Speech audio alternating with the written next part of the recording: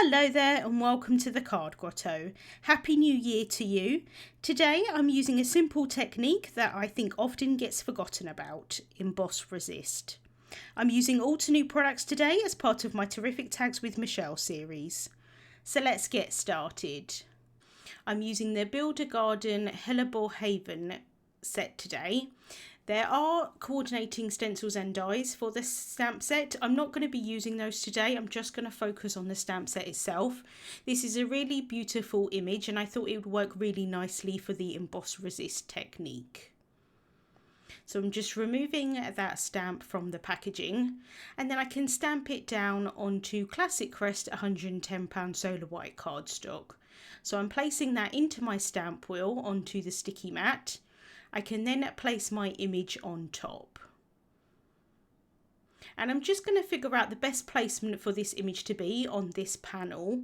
I know that I'm going to cut it down into a tag, so I want to try and move that stamp so that I've got enough space around it for the rest of the tag to be. I want there to be a little bit of white space at the top. It's not going to end up white, it's going to end up pink, but white space meaning that there's nothing in that area. I can then bring in the top flip plate of the stamp wheel to pick up that stamp. I am going to be doing some heat embossing, so I do want to prep my cardstock with an anti-static powder tool. That's going to help to remove any static or any little things that may be hanging around on the cardstock. Embossing powder tends to stick to everything that it really shouldn't do, and so by using that anti-static powder tool it's just hopefully going to remove any cling that may kind of interfere with the process. I'm then going to ink up my stamp using embossing ink, and this is a clear sticky ink that is actually going to stick to the embossing powder, which is what I want to happen. I realised at this point that I had a few particles, I think maybe of leftover ink on my stamp, and I just want to make sure that those don't end up in the finished stamping. So I'm just going to ink up this stamp really well. I do try my best to clean my stamps as much as possible, but in this case I did have a little bit of black ink left over. I find that obsidian pigment ink is great if you clean it off straight away. I can just clean it off with like a baby wipe or some water, but if I leave it for a little bit longer I need to use a stamp cleaner and scrub it a little bit harder, and unfortunately on this instance I did leave it a little bit too long, so you can see that I have got some residual ink there. Now it does not harm the stamp at all, although I try my best to clean off my stamps as much as possible. And ordinarily it wouldn't be a great thing, but in this instance, because I'm stamping clear ink onto white cardstock, I would never know if I got a nice impression or not with that ink, because you wouldn't be able to see it. But because I've got that residual ink there, I can actually see my stamped image and I can see that it's complete, which is really very helpful. Let me know in the comments if you're a person who cleans their stamps or not. I know some people don't. Like I say, I'm definitely a person who likes to clean them as best as possible. I can then apply my gold embossing powder, and this is the Antique Gold Crisp embossing powder. I do like to apply embossing powder a few times and tap off the excess just to make sure that I get really nice coverage of that powder. I don't want to heat it and then have areas missing. It's a little bit harder to go back and add the powder on once it's heated. I can then just funnel back all of that embossing powder into the jar. And then I'm just using my perfect picker here to remove any particles of embossing powder that I don't want. The anti-static powder tool did a really great job, but there are a couple of particles that I just wanted to get rid of before I heat set. Now, heat setting with a heat tool does tend to warp the cardstock a little bit, and so I do like to heat from the front and the back. I tend to go in with kind of like a light layer of heat over the whole image, and then I do the same thing on the back of the panel, and that does tend to help prevent warping of that cardstock. And I do like to try and heat up my heat tool for some time before I actually bring it to the project, and you can see that it takes a little while for that embossing powder to start melting, but once it does, I'm just moving that heat gun over the image, trying not to overheat that powder. Embossing powder does tend to go a little bit grainy as it overheats, which isn't I don't think looks particularly nice. So I'm just trying my best here to move that heat gun away as quickly as possible. And you can see that as it melts, it gives a really nice shiny result. So I can just finish off there, and then I do like to let that cool for a few, kind of 30 seconds or so, and then I will go in with a cloth just to remove any of that anti-static powder. I am adding some ink blending on top, so I don't want that powder hanging around. I'm then going to bring in my Terrific Tags die. So this is the largest die from the Terrific Tags set, and I'm going to cut this panel out with that tag. So I'm just placing it down where I want it to be, and then I can hold it down with some low tack tape before running that through my die cutting machine. I'm then going to add the ink on top, and I'm using Bubblegum Dreams Fresh Dye Ink Collection today. I thought that the pink tones would work really nicely with the gold embossing powder. So I'm starting off with the lightest shade, which is baby pink, and a small ink blending brush, and I'm going to cover pretty much the entire tag with this ink. I wanted just a light layer of this lighter pink. You could definitely start with coloured cardstock, and that would help speed up the process a little bit so that you didn't have to go in with the first layer of the ink, but I thought that I would just go in with the inks today rather than going in with coloured cardstock, just because I like how these inks blend really nicely together. As this ink goes on, it does resist that embossing powder. You can see that in some areas, especially when I go in with the darker colours of the ink, it does tend to pool a little bit on top of that embossing powder, but I'll show you what to do with that afterwards. So I can now go in with the second darkest colour, which is fuchsia, and I'm just going to focus the darker colours around the outside edges of this tag. I wanted the lighter colour to be in the centre and then it be darker around the outside edges. So again, just focusing that colour around the outside edges, and some of it does go fairly far into the middle of the tag, but I am going to add more darker colours on top of this, and so it's still going to keep that centre portion lighter.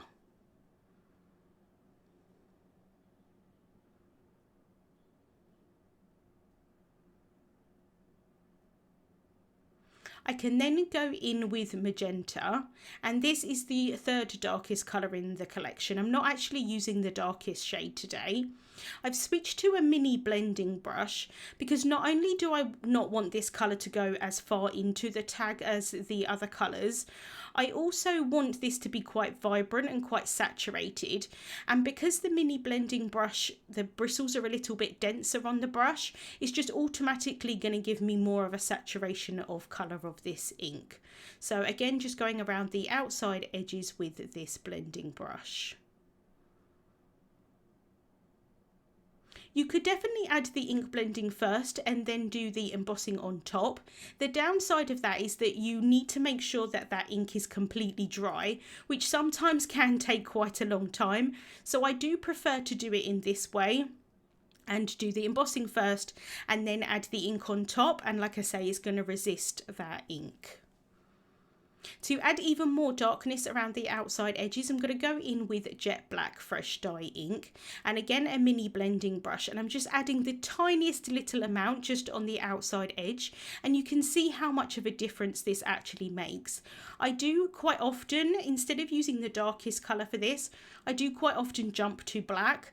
I think it just gives a little bit more of a dramatic look, which personally I do really like, but I'm just adding a tiny little amount just on those outside edges.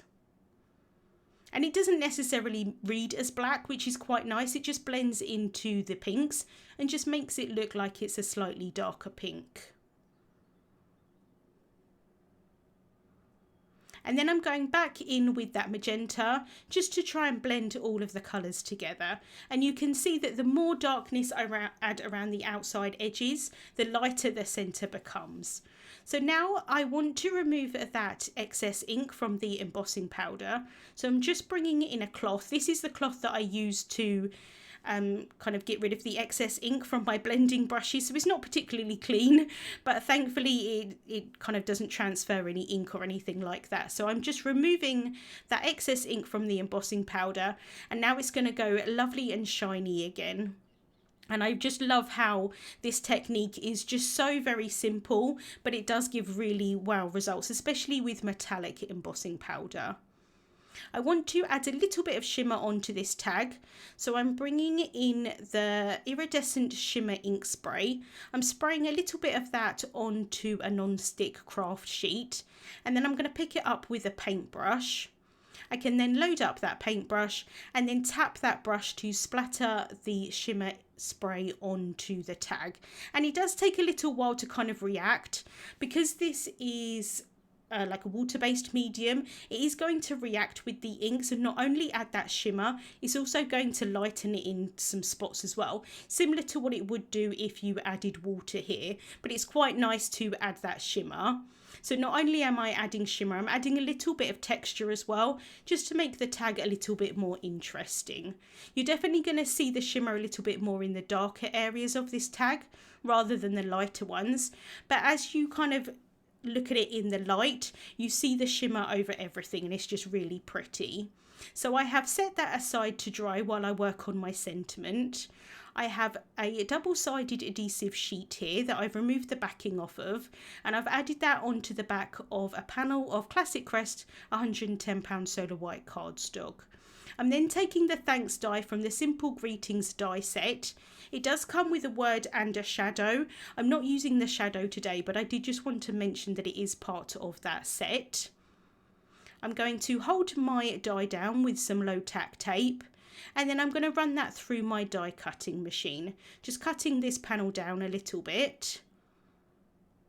And then my die cut did get stuck inside of the die, but that's okay, because it removed kind of like the backing off of that double-sided adhesive sheet.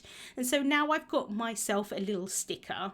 I do want to cut this another 2 times so that I can layer them one on top of each other to add a little bit of dimension to this sentiment.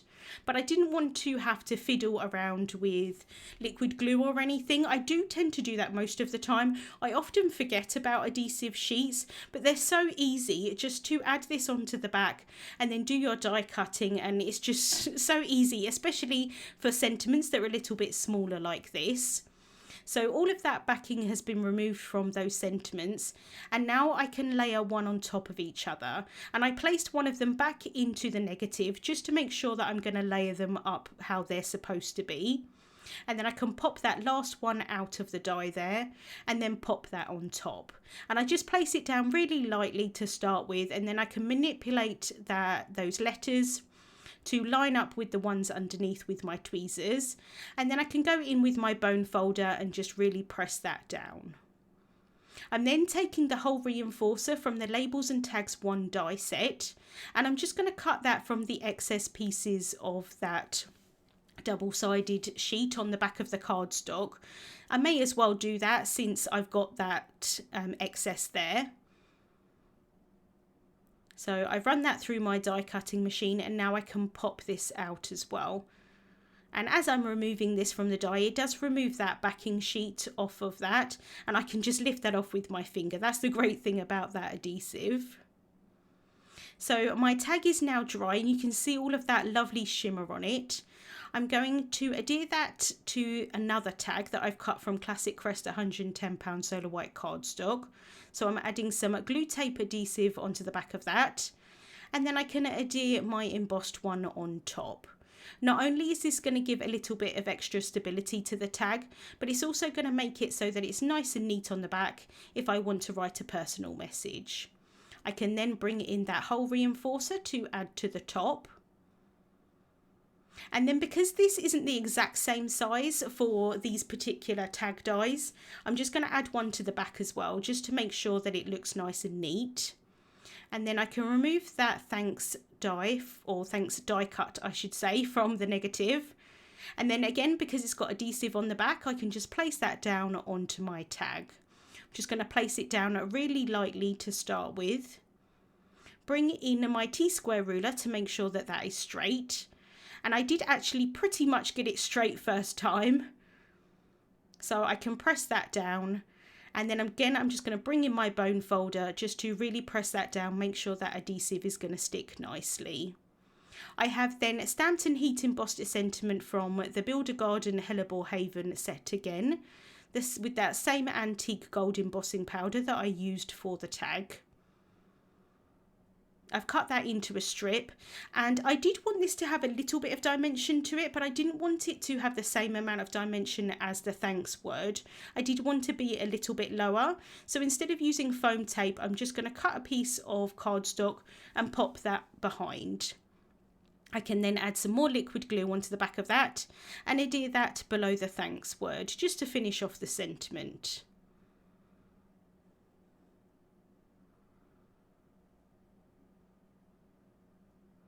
And then I just moved it a little bit to the right slightly. That's the great thing about that liquid glue. You've got time to sort of wiggle things in place. And then to finish off the tag, I'm going to add some black twine through the top and tie that in a bow. I did think it would be quite nice maybe to have white twine here, but I don't actually have any. I'm definitely going to have to add that to my shopping list because I think that that would look really nice. I do have some gold thread, which I thought would look pretty, but I felt like I wanted something a little bit more substantial, like a twine, rather than a thread. So I am using the black twine today. I can then cut off those tails with my scissors. And I did leave the bow quite large.